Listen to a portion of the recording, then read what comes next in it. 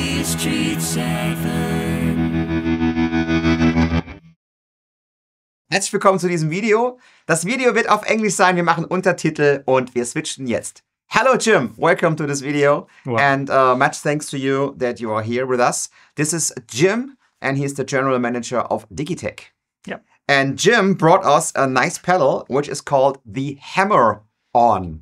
Yes. And the HammerOn has like loads of functionality. And we start by something very simple.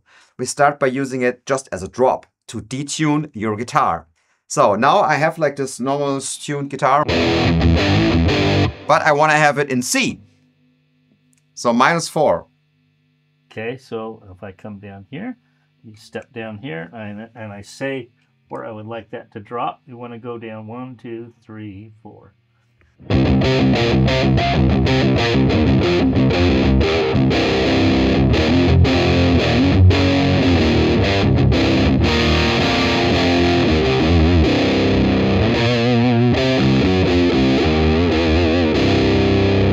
And switch it up, please. And let's say you want down 2 for your next one. So you push it again.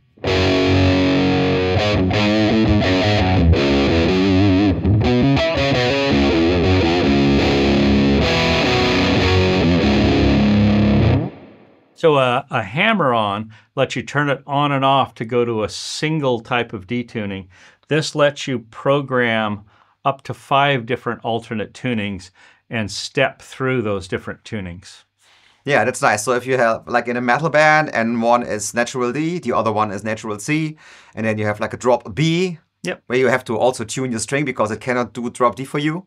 That's right. It cannot tune the guitar strings. It does the whole thing. Does the whole thing, right? So that's like the basic functionality you can use it for, but there you also have the drop pedal for, which can do that. Yep. In some capacity. One thing that people have asked us for a drop is something that would raise the pitch. Well, you can do that too. So if I wanted to come capo up a little bit, so maybe my guitar is detuned and I want to go back to standard tuning.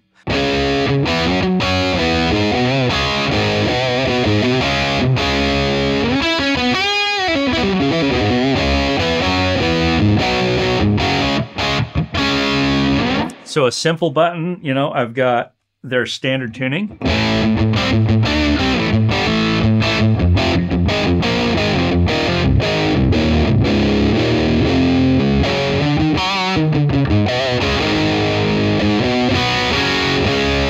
So that's a sample of 3 different tunings that you can cycle through. I'm always curious about something. A lot of people have like this multi-effects units for thousands of euros, but also use a drop. I mean, it's not only for convenience, so you see how much you detune, and it's not in a preset where you can't see anything. It's also because they say that the tracking is better. It works really well. And do you have numbers on that? Can you tell me how much latency there is if I use it as a drop? Yes and no. It's the shortest in the industry. And we do take apart competitors and look and see. But from ask an engineer, you get way too much information. Yeah. The act of detuning takes time, and that is constantly changing. So it's actually an average, not just. So there'll be times when it will be exactly on and times it will be a little bit off, but the total amount is, you know, I don't know, something like 12 milliseconds. I don't know total of how much it can be. Yeah, I read about this, and the thing is that if you have like the lower the note is, I think, the longer like those swinging intervals are. That's exactly. So and you cannot do it in between that. You have to wait for one swing for it to sound good. If you did it between that, it's gonna sound glitchy. Yeah. So it's like physics. So you cannot do it in 1 millisecond. It's impossible. So and that's if I play it like it feels totally natural. Yep. When I don't hear the strings, which I do at the moment a little bit, if you're louder or you use headphones, you don't hear the strings. It's like the guitar is detuned. Yep. Yeah, it doesn't feel like there's any. I mean, 12 milliseconds sounds kind of a lot, but it's not really that bad. because physically it's not possible to do it any faster. Then you have to really detune your guitar. And it's very comfortable to just leave it in that setting and know your guitar is going to sound like your guitar. Yeah, and it's not no tonal changes, no lowest latency, no tonal changes. That's what makes it. And also, I always say, people saying, I don't only need this when I'm a metal guitar player. No. Actually, I was playing a gig 3 weeks ago, and the singer was saying this one song, like just out of the blue. Oh, and actually, I'm doing it half a note below that. And I had half note below that because I know stuff like this happens programmed on my device. So I put boom. And I could play the song, because sometimes you have songs that use open strings and open chords, and just like transposing it in your head when you're used to open strings is sometimes just not happening, right? When you have like riffs like you cannot just do that, right? Right. And then you have a device like this where you can just put one up. Oh, she wants it like 2 steps down, tuck, tuck, fetch. And you're done. That's done. Yep. So it's like an insurance for bad singers as well. But this device can do so much more. So now we get into the fun stuff. Yeah, and the fun stuff is its namesake. Every guitar player knows what a hammer-on is. It's like, so it does the equivalent of a hammer-on. The problem with a hammer-on, well, it's not a problem, but the limitation with a hammer-on and your fingers is what? Maybe 5 frets?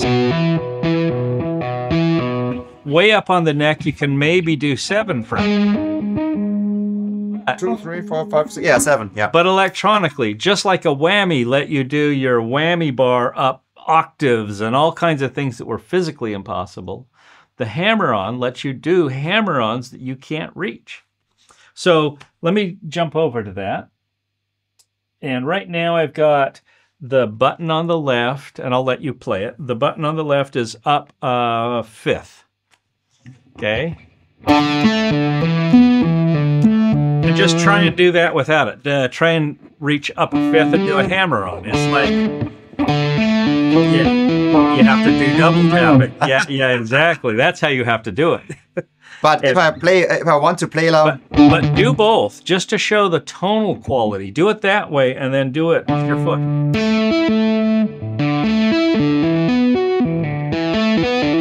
Just do a da da da, and then da da da. Do it. Show the difference between them.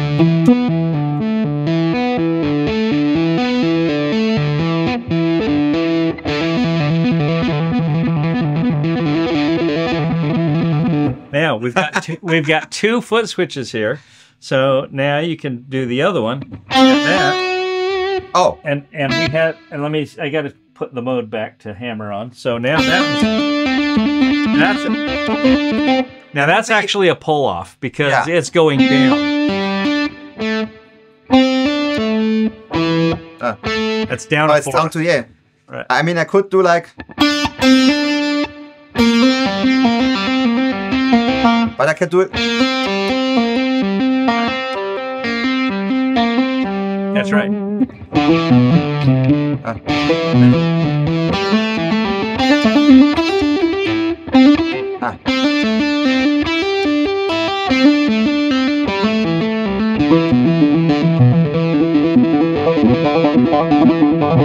Yeah, you'll find that the hammer-on works its way into your technique of playing, because you can now use your foot like you would your either, like you say, when you're doing the double tapping style or just a regular hammer-on. And you could also do.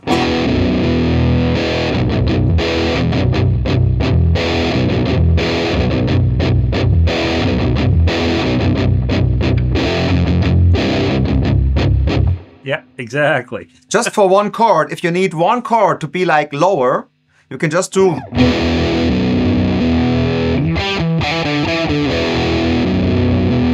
So you can use it as a musical instrument. It can be, yes. Yeah.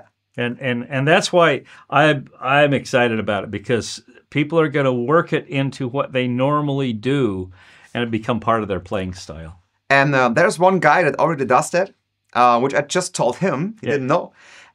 He's I forgot the name, but the band is Night Versus, and I saw them as a pre-act before Animals as Leaders. I didn't know anything about them. They were playing a pre-act, and I was like, "What is he doing?" He had an 8-string guitar. He played stuff that's impossible to play. Yeah. And then I watched videos where you see like his huge pedal board. They are like a HammerOn, a whammy pedal, and another whammy pedal, and something else. And he uses it all like he's doing more with his foot than with his hands. Yeah. But he uses stuff like this so creatively. It's the band is called Night Versus, like night, like Nacht, versus like Verse. Nice. So you find it unbelievable. Now we are showing that we are going up a fifth and down a fourth, but of course that's fully programmable. Very easy to do. So here we push it and it goes up a fifth. If I now want to change that interval, let's go up an octave. So here you go.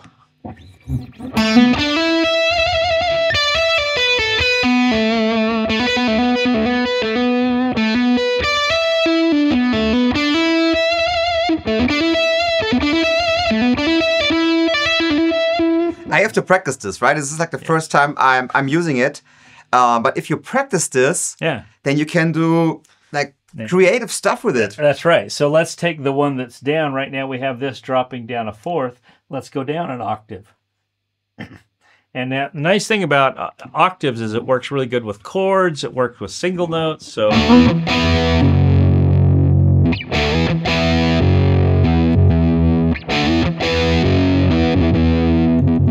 And go between the two up. I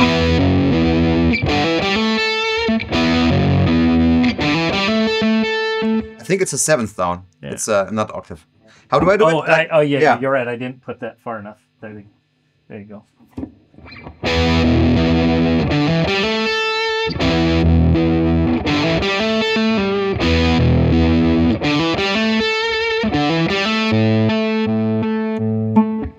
And it can even go down 2 octaves. You get like new ideas for riffs as well. That's the whole thing. Yeah.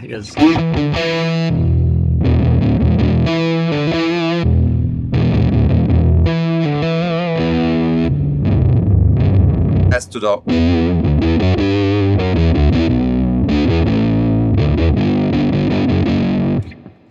Yeah. Spurring on new musical ideas. That's. Yeah, it's like more a musical instrument than a pedal almost. Yeah. Like, I want one. So I want to show 2 other modes really quick. Okay. One we call impossible mode.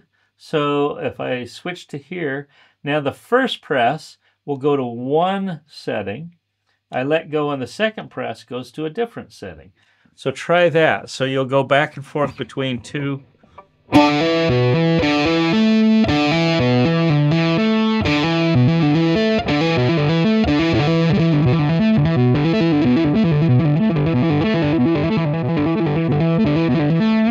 It's impossible.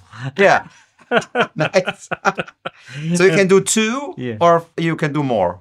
This impossible mode is just oscillating between 2. Yeah. We have a sequence mode. But I want to talk about one other thing right away, and I'm going to go back to straight HammerOn mode here. And that is the trill button. So as you can see, I push the pedal, it shifts the pitch, I let go, it comes back. Well, what if I want it to do it very fast, quicker than I can push the pedal? I could turn on the trill. So here, so go ahead and just play a note. You know, it's a little hard to get your foot going too much. Yeah. But you go, well, what if I wanted something like that? You turn on the trill, and this starts flashing at a rate, and now you push it. Go ahead and play.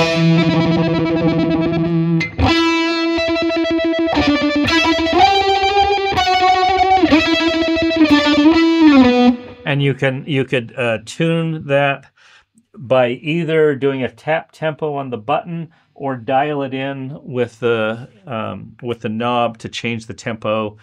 Important question. If I really want to incorporate that into my playing, into my songs, I'm doing instrumental metal. So Does it have MIDI? Can I put a clock in there? So this does not have MIDI. Our higher end pedals tend to have the MIDI in. We're going for price point 2. And so this one does not have MIDI, but I know what you're saying, and I've had that people mention that how much nicer that would be. So you could so you could sync to an external tempo of some Can you do trill? Can you do like a subdivision of a note and tap tempo? Or is it just the button to make the speed? It's just the button and the speed right now. Yep. So that would be like version 2. It's almost like you can see how this is a HammerOn.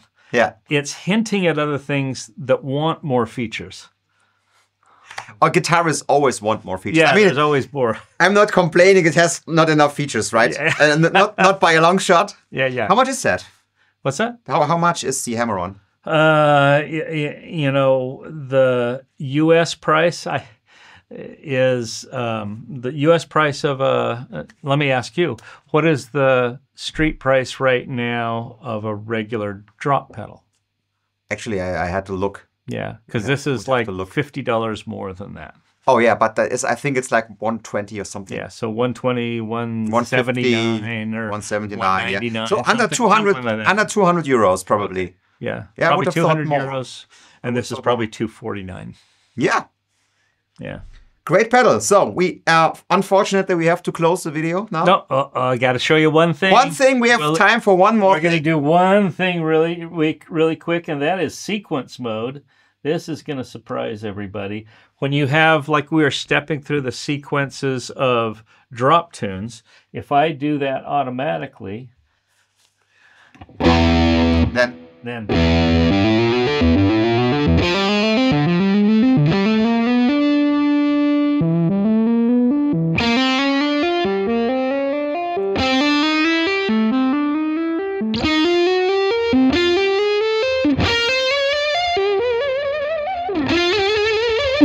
That's a fully programmable pitch sequencer. Remember, each one of those notes it was going through is fully programmable. So you could create yourself a little doo-doo-doo-doo riff or any sort of thing like that, and it's got that built in too. So nice. Have fun.